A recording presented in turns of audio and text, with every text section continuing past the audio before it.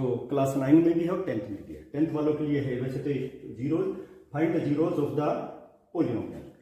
Let px be a polynomial, then how you can find out the zeros? If the real number k is the zero of this polynomial px, then pk should be equal to 0. You must have to keep in mind. Otherwise, k will not be the zero of the polynomial.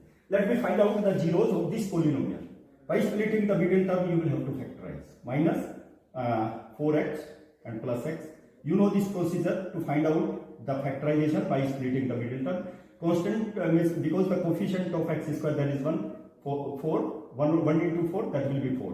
You must have to split 3. इस तरह से आपको split करना है, जिससे सम तो -3 होना चाहिए लेकिन मल्टीप्लीकेशन 4 होना चाहिए। देखिए 4 into 1 4 और सम कितना होगा -4x plus x, that will be -3x. तो x is common, x -4 plus 1 is common, x -4. देखिए बहुत ही अच्छा कंसेप्ट है, x -4 और x plus 1। ये हमारे फैक्टराइजेशन आ गए, इसमें px के फैक्टराइजेशन आ गए। लेकिन जीरोज क्या होंगे? when px will be equal to 0, then what will happen? Either x minus 4 will be equal to 0 or x plus 1 will be equal to 0. Okay, this thing you must have to apply. Then what will be? X is equal to 4, x will be 4 or x is equal to -1.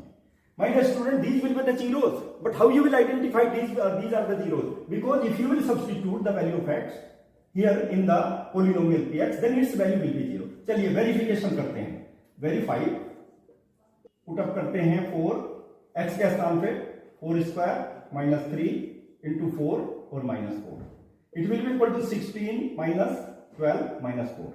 My dear student, 16 minus 16, it will be equal to 0. That means इसका मतलब 4 is the zero of the polynomial. चलिए next को भी एक को और check कर लेते हैं, -1 रखिए x के स्थान पे, -1 स्क्वायर -3 और -1 -4 कितना हो जाएगा? 1, negative two negative positive 3 -4, that will be 4 -4, it will be equal to 0. इसका मतलब क्या हुआ? -1